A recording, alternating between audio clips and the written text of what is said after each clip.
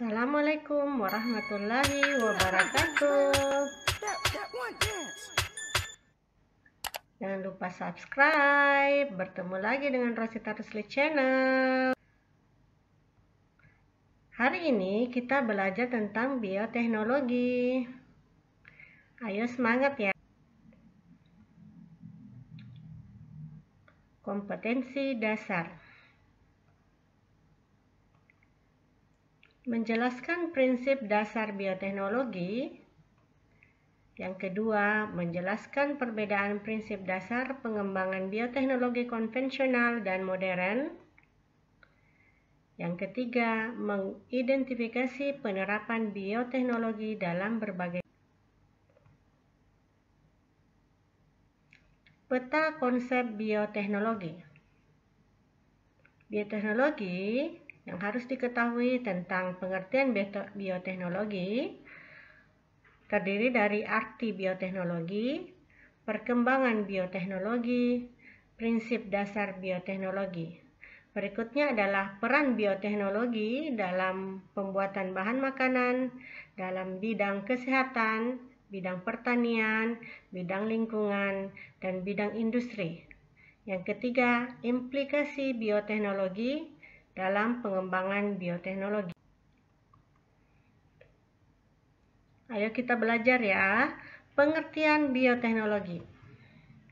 Bioteknologi adalah sebuah cabang ilmu yang telah mempelajari pemanfaatan makhluk hidup seperti bakteri, fungi, virus, dan lain-lain atau produk yang ada pada makhluk hidup, enzim atau alkohol di dalam proses produksinya yang akan menghasilkan barang. Perbedaan bioteknologi konvensional dan modern.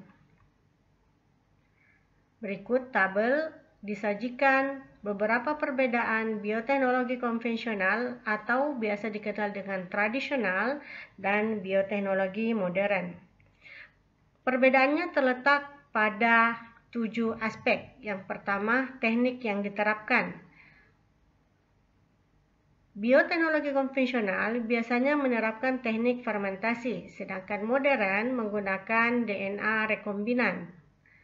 Yang kedua, keterlibatan manusia. Dalam bioteknologi konvensional, manusia terlibat secara terbatas, tidak mengubah sifat organisme.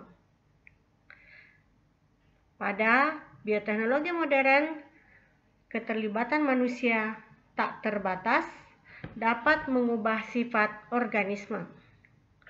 Aspek yang ketiga, teknologi dalam bioteknologi konvensional dilakukan secara sederhana, jika modern, teknologi yang digunakan rumit dan canggih. Yang keempat, peralatan yang digunakan pada bioteknologi konvensional mudah dan murah, banyak dijumpai. Tetapi bioteknologi modern, peralatan yang digunakan mahal dan terbatas. Yang kelima, produk yang dihasilkan dalam bioteknologi konvensional banyak dikenal secara umum, sedangkan modern terbatas dan belum digunakan secara luas. Yang keenam, pelaku dalam bioteknologi konvensional adalah masyarakat umum, sedangkan pada bioteknologi modern, pelakunya adalah para ilmuwan. Contoh hasil bioteknologi konvensional seperti tape, tempe, yogurt, alkohol, dan asam cuka. Contoh pada bioteknologi modern, tomat tahan lama dan insulin dari bakteri.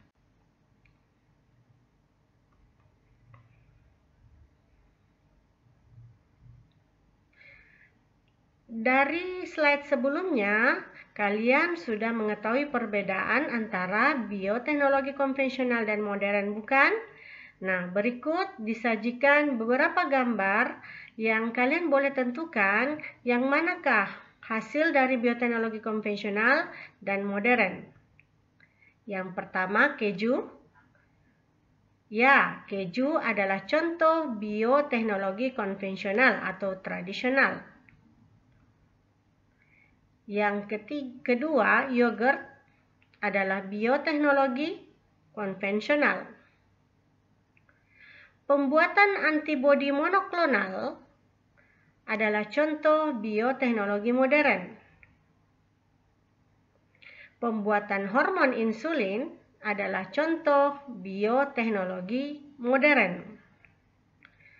Pembuatan tempe adalah contoh bioteknologi konvensional atau tradisional.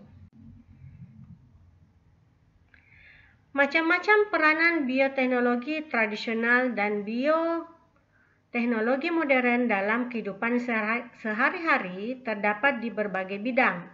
Yang pertama, bidang pangan. Contoh, tempe dari bahan dasar kedelai menggunakan mikroorganisme Rhizopus oligosporus dan Rhizopus oryzae. Tauco dari bahan kedelai menggunakan mikroorganisme Aspergillus oryzae. Kecap dari bahan dasar kedelai menggunakan mikroorganisme Aspergillus wendtii dan Aspergillus soeae. Keju dari bahan dasar susu menggunakan mikroorganisme Penicillium camberberti, Penicillium leucoporti, dan lain. Berikut cara membuat tempe dengan bantuan mikroorganisme jamur yang terdapat di dalam ragi.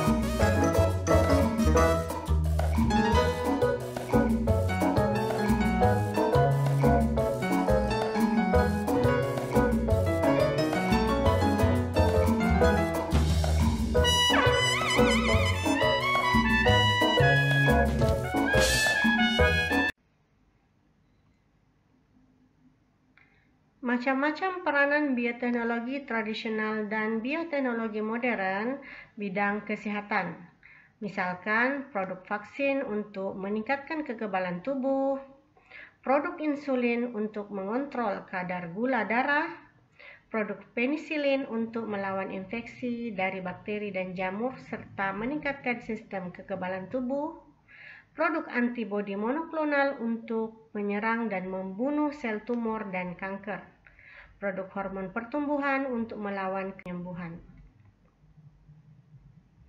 Berikut adalah contoh cara pembuatan hormon insulin yang diambil dari sel manusia. Gen insulin diambil dari sel manusia lalu disisipkan di dalam plasmid dari Escherichia coli. Lalu dilakukan penyatuan DNA antara gen insulin dan plasmid dari bakteri tersebut. Lalu dimasukkan kembali ke dalam Escherichia coli sehingga bisa melakukan pengkopian, sehingga hormon insulin dapat diproduksi oleh bakteri Escherichia coli. Maka hormon insulin ini dapat digunakan untuk mengobati penderita diabetes. Macam-macam peranan bioteknologi tradisional dan bioteknologi modern dalam bidang pertanian dan peternakan. Contohnya jagung resisten hama serangga, kapas resisten hama serangga, pepaya resisten virus, enzim pemacu produksi susu pada sapi, padi mengandung vitamin A. Dalam bidang lingkungan, pengolahan air limbah dan pembuatan kompos, contohnya peran mikroorganisme dalam dekomposisi dan detoksifikasi air selokan akan membantu mengurangi pencemaran pada pembuangan limbah industri kimia. Untuk itu, upaya pengembangbiakan mikroorganisme yang dapat mencerna limbah-limbah atau bahan pencemar lainnya selalu dapat dilakukan. Dalam bidang industri, peranan mikroorganisme dapat dijumpai pada teknologi pemisahan logam. Beberapa jenis bakteri ada yang dapat hidup pada logam, misalnya bakteri besi Thiobacillus ferrooxidans yang mampu mengoksidasi besi 2 menjadi besi 3. Maka bakteri yang berada dalam biji besi mampu memisah dari biji besi.